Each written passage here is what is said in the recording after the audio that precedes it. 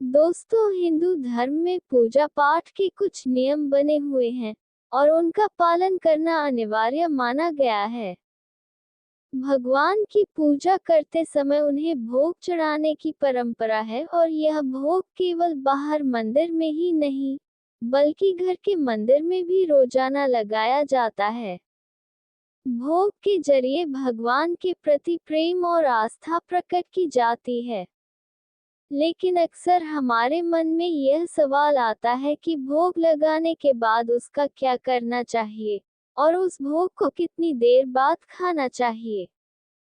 तो दोस्तों, आइए जानते हैं भगवान को लगाए गए भोग के नियम और उसे खाने का सही समय के बारे में। दोस्तों, हिंदू धर्म के सभी घरों में प्रतिदिन पूजा पाठ किए जाते हैं। लोग मन की शांति, सकारात्मकता, सुख समृद्धि और सौभाग्य प्राप्ति के लिए भगवान की पूजा करते हैं। शास्त्रों में पूजा पाठ के लिए कुछ खास नियम बनाए गए हैं, जिसका पालन जरूर करना चाहिए। भगवान को तिलक लगाने, पाठ या मंत्र पढ़ने, भोग लगाने से लेकर आरती करने तक के नियम होते हैं।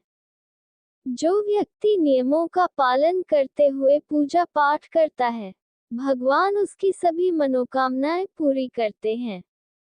लेकिन यदि आप गलत विधि से पूजा करते हैं तो इससे देवी देवता रुष्ट भी हो सकते हैं। शास्त्रों में भगवान को भोग लगाने के नियमों के बारे में बताया गया है।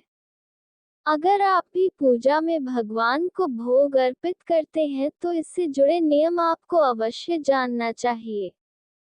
कुछ लोग भगवान को भोग लगाने के बाद प्रसाद वहीं छोड़ देते हैं, जो कि गलत तरीका होता है। इससे आपको भगवान की कृपा प्राप्त नहीं होगी, साथ ही इसका नकारात्मक प्रभाव भी पड़ता है। भगवान को प्रसाद कभी भी जमीन पर न चढ़ाएं। साथ ही सीधे भगवान के पास प्रसाद को न रखें। प्रसाद को हमेशा सोना, चांदी, पीतल या मिट्टी धातु के पात्र में ही चढ़ाना चाहिए। इन धातुओं को सनातन धर्म में पवित्र और शुद्ध माना जाता है। इसके अलावा आप केले या पान के पत्ते पर भी प्रसाद चढ़ा सकते हैं। भगवान के पास न छोड़े चढ़ाया हुआ भोग। भगवान को भोग लगाने के बाद भोग को वहीं न छोड़ दें। इसका नकारात्मक प्रभाव पड़ता है। पूजा संपन्न होने के 5-10 मिनट बाद तुरंत प्रसाद को भगवान के पास से उठा लेना चाहिए। कुछ लोग भगवान को भोग लगाने के बाद प्रसाद को वहीं छोड़ देते हैं। ऐसा करना शुभ नहीं होता। इससे भगवान आपकी पूजा से रुष्ट हो सकते हैं। मान्यता है कि यदि आप भगवान के पास प्रसाद को छोड़ देते हैं तो इससे विश्वक्सेन, चंडेश्वर, चंडांशु और चांडाली जैसी नकारात्मक शक्तियां आ सकती हैं। प्रसाद को दूसरों में बांटें।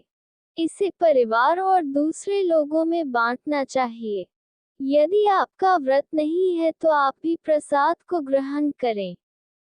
ये भोग और ईश्वर के प्रति सम्मान व्यक्त करना होता है।